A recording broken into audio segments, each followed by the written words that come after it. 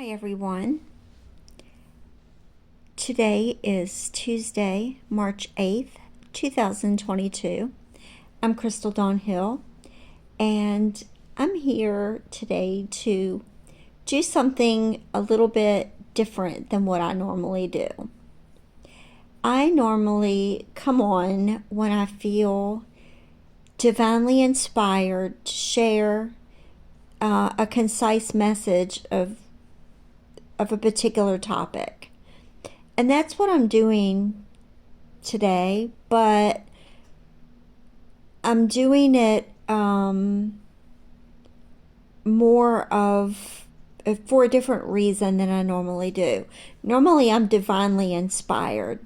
Today I'm inspired, but by something that I've been observing quite often lately in the collective. And that is that I'm here to talk about the different types of divine connection dynamics, because I'm seeing that a lot of people are confusing one connection or dynamic with another. What I'm going to be doing in a similar way that I normally do is just talking about my own experience. If this video strikes up enough interest or requests for an actual list of traits of each one from my perspective, then by all means I will consider doing that. But for tonight, I just want to talk about my experience with each of the different dynamics.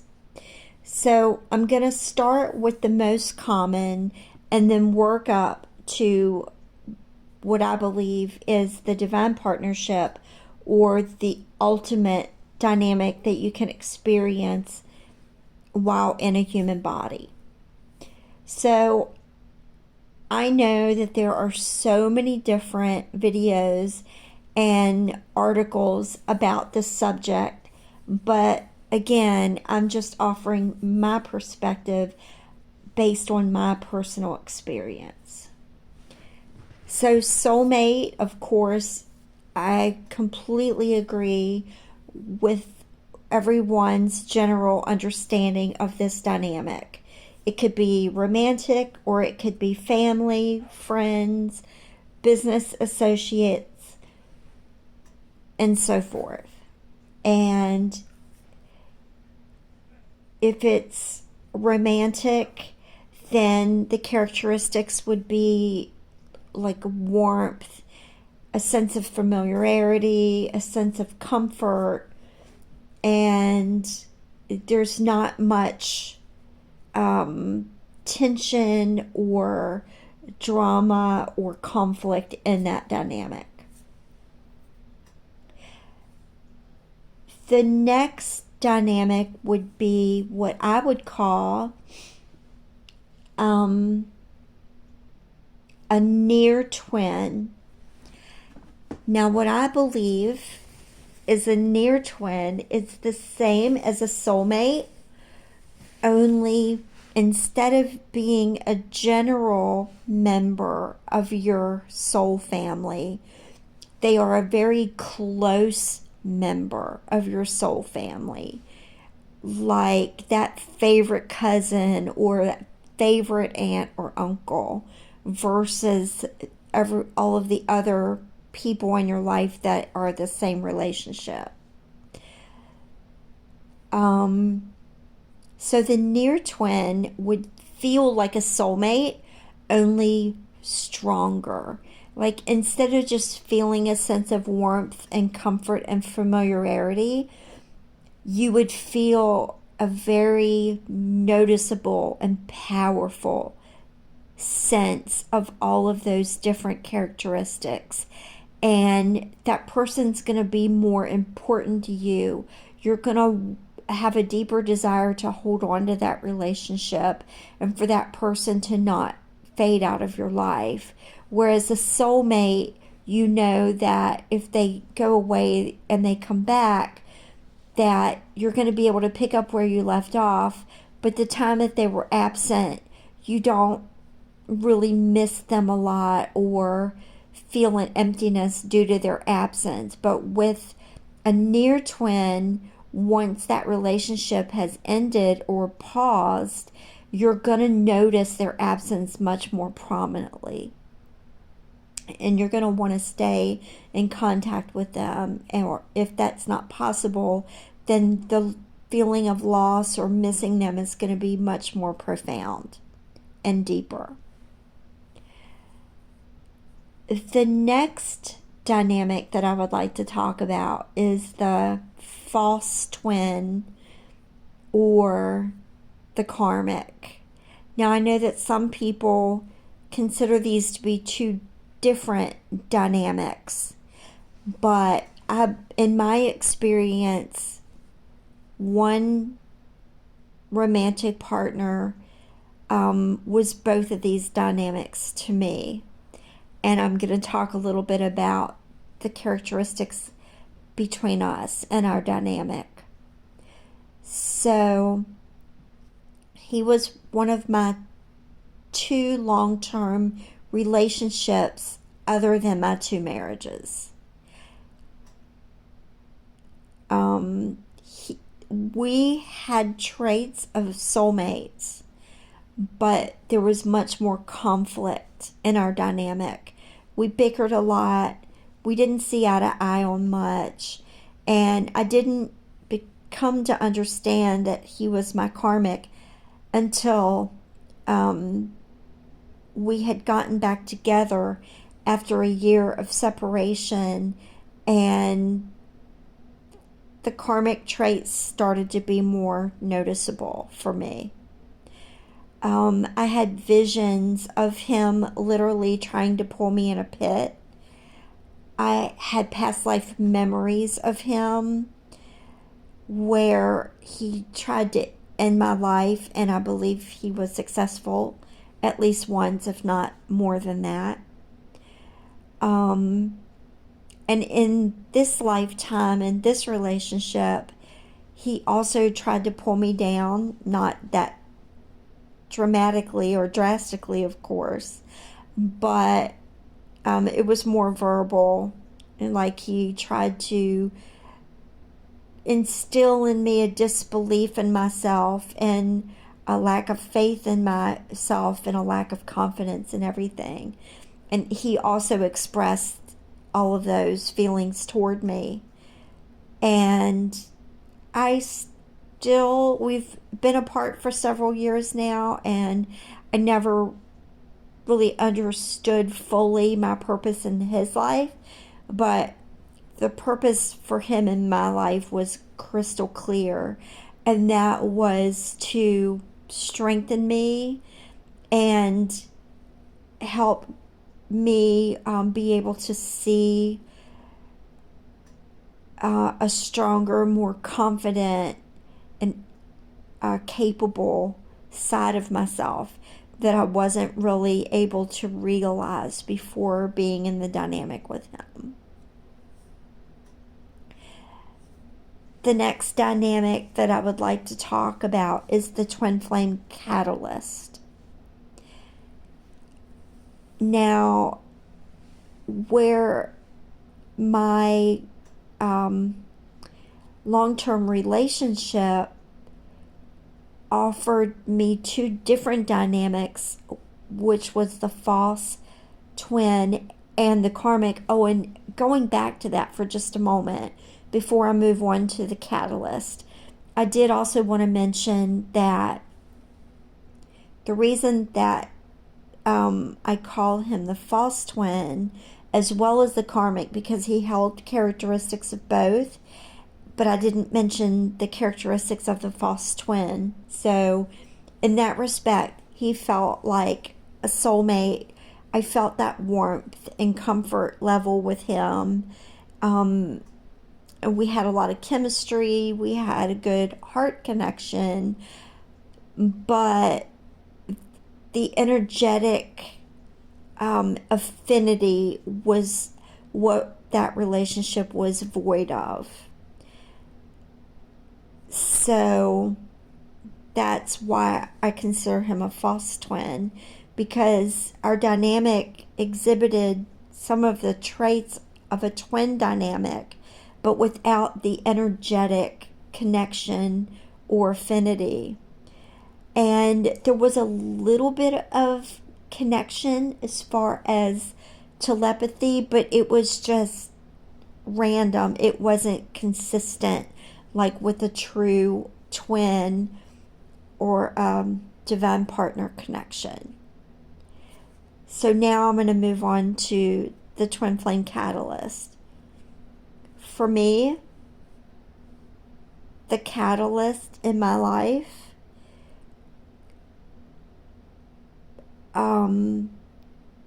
exhibited more of the characteristics of the actual twin or divine partner dynamic.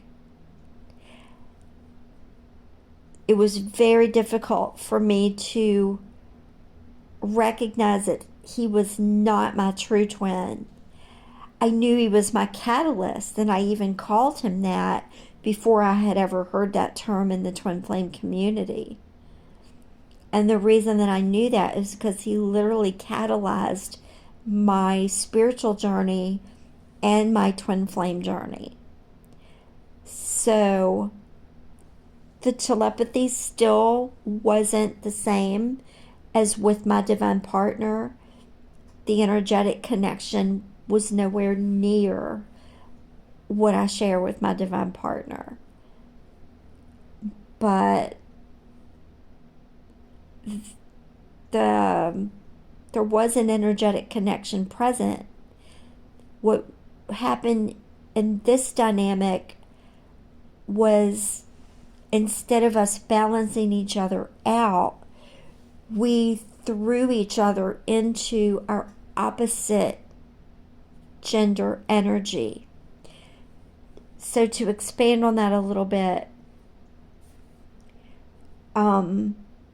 when we reconnected and met in person after not having seen each other for like almost 20 years, we threw each other into our opposite wounded energy. So organically, he's divine masculine and I'm divine feminine. But when we met, he threw me into my wounded masculine, and I threw him into his wounded feminine. So what we were mirroring for each other was the opposite gender energy that we had not healed yet. And what I find so interesting about this is that when I met my divine partner, one of the first things he recognized in me was that my masculine energy needed to be grounded. He told me that 2 different times. So upon meeting him, I was able to recognize everything about myself that needed to be worked through or healed or cleared. To continue about the catalyst, I just want to talk a little bit more about the different characteristics of that dynamic. So the telepathy was present. It was able to happen intentionally and not just spontaneously, but it wasn't as powerful, and I didn't have privilege to see within him consistently like my divine partner and I do. It was only when he chose to open up and allow me in is when I was able to see into him.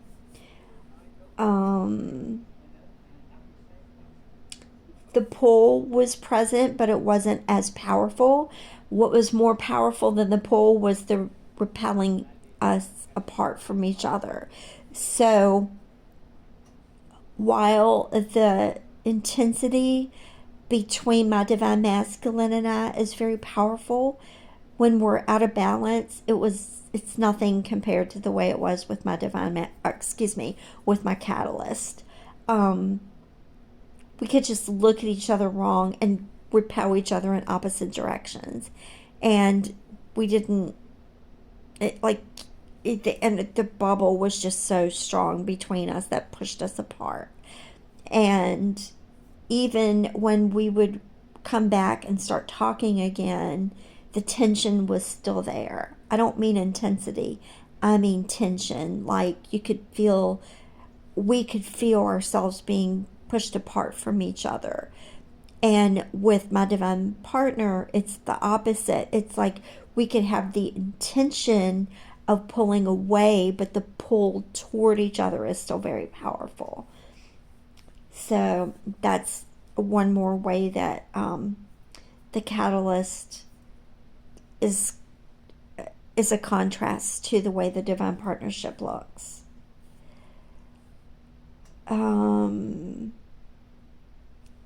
Another thing with the catalyst is that we knew each other since we were 12.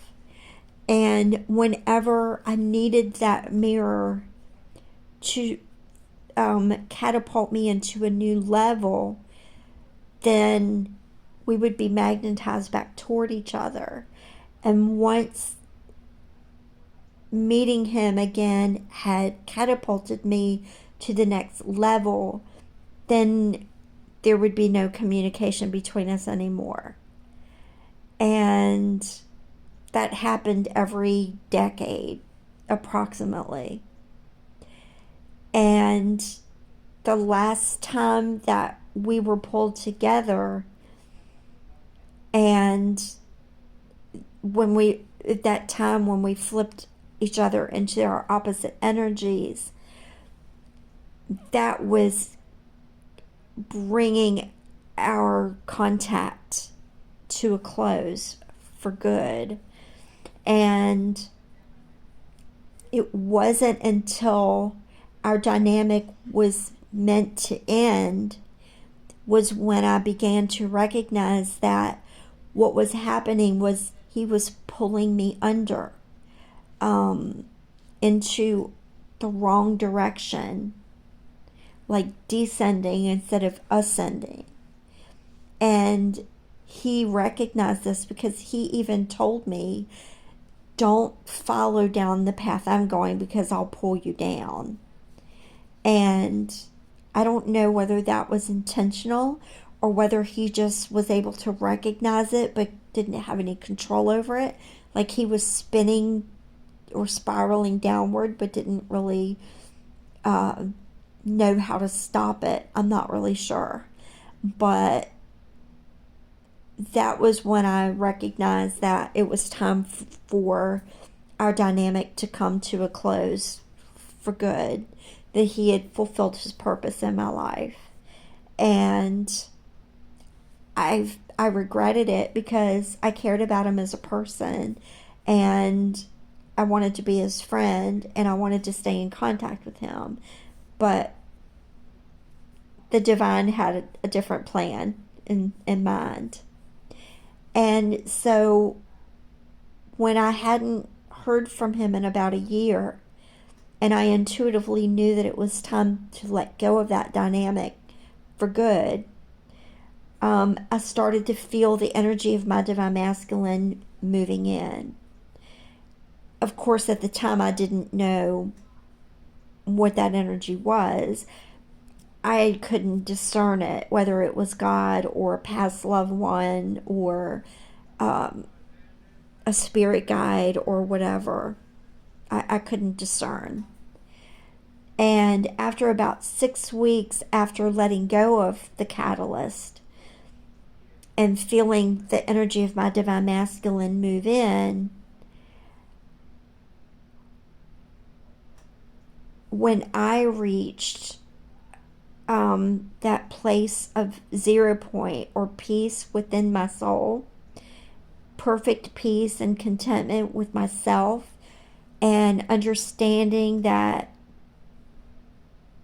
everything is one, and that not only everything is one, but also past, present, future are all one moment in time that's going on in the eternal now. When I came to all these realizations, the next day is when I met my Divine Masculine. And of course, that's the last dynamic that I'm going to discuss in this video. And there's no way that I could possibly discuss all of the different characteristics of this dynamic. And I'm probably going to talk about it very briefly because it really deserves a whole video just in and of itself. And based on everything that I shared about the other dynamics, if you've experienced all of the dynamics that I've discussed in this video, chances are you're ready for the dynamic between you and your divine partner. And there is one small comment that I'd like to make before I begin listing the characteristics of the divine partnership. Is when I first met my Divine Masculine, I still believed the catalyst to be my true twin. And of course, the human mind wants to label everyone. So the label that I gave my Divine Masculine in the beginning of our dynamic was twin ray. And what a twin ray is also a member of your soul group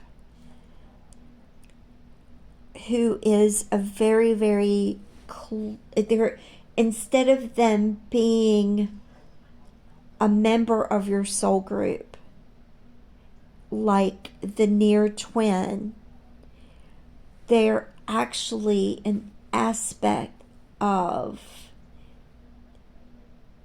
your own soul essence.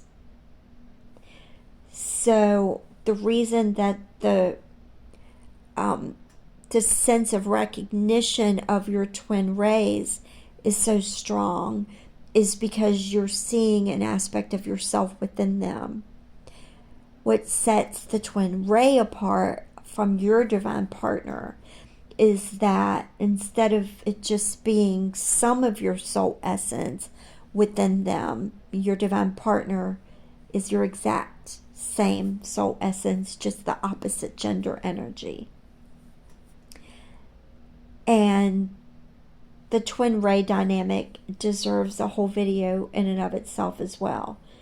And I haven't had as much experience with that dynamic as I have the others, so that's why I don't feel qualified to elaborate on it extensively.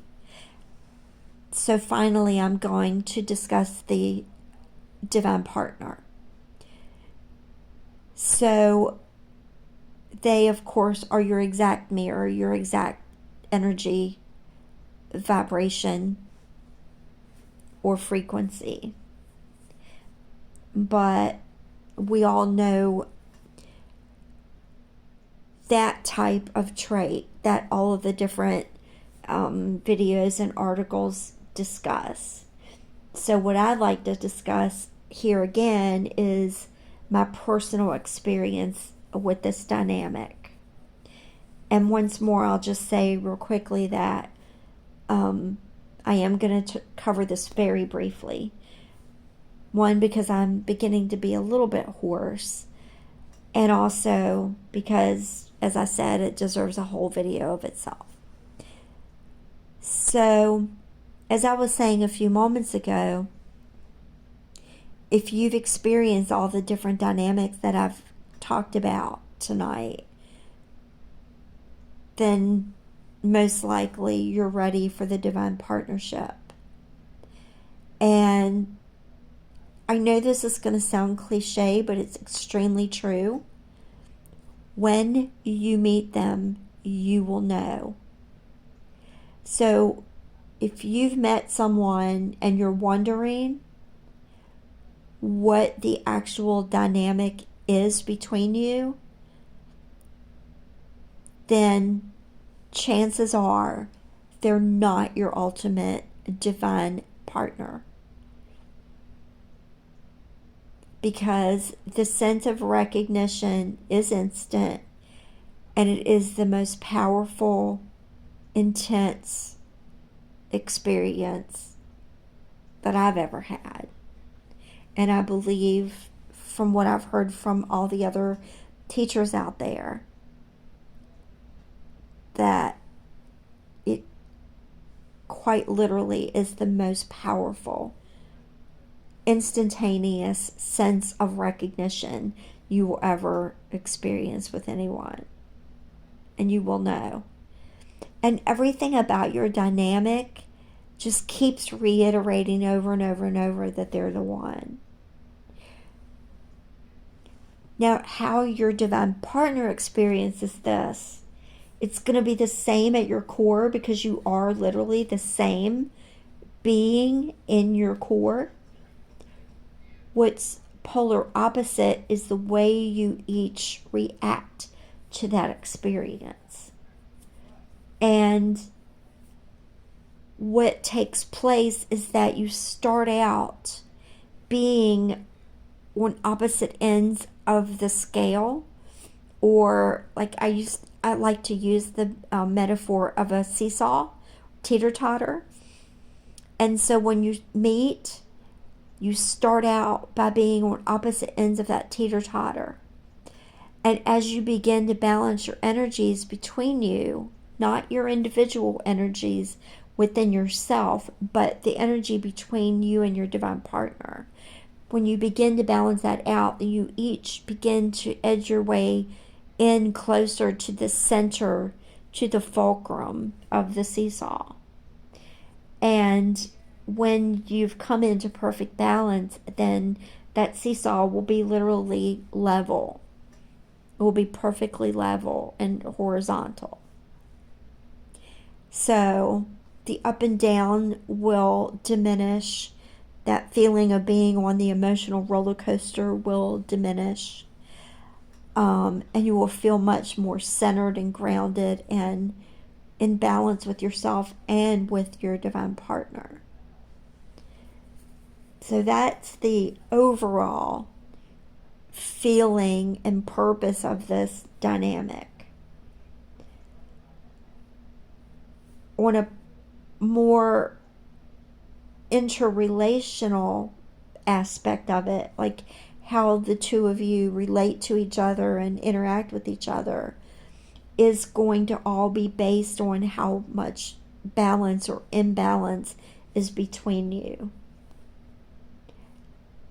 So I knew intuitively when I met my divine masculine that the goal was for us to ultimately reach a state of harmony and balance and neutrality. There wouldn't be as much charge between us emotionally. The triggers would diminish, the conflict would diminish, and we would just be in this state of neutrality with one another, with just pure love flowing between us constantly. And maybe I chose the wrong wording when I said between us, because it really is not just between the two divine partners. It's like they're a triangle with God, and like a equilateral triangle with the single point pointing upward. So the twins or the divine partners are at the bottom two corners, and God is at the top, and they're all equally balanced and harmonized with each other through God. So I should probably close with the more poetic way of explaining this. So I used to use an expression all the time when I first started on the journey, when I had my website and everything, and I would always say, when you're looking for the right person, don't look outside of you into the world. Look up and find that one star that you seem to be following, and the perfect person for you will also be following that same star, and it will lead you to each other. And that's exactly how it happened for us. And that star could represent so many different things. But what I feel that it most represented for my divine masculine in me is the path that we have chosen for our own life. So that kind of leads me to another characteristic of the divine partners, and that is they will be following the exact same path. They'll have the same interests, the same passions, the same moral compass, the same interest, if I didn't say that one already. And another thing is that they will have many people in common, because the people will overlap between them because of their common interests and passions. So that's one way that the star could represent the overlap between them. Of course, in my metaphor, it represents God, and God is that guiding force that is leading the two twins or divine partners together.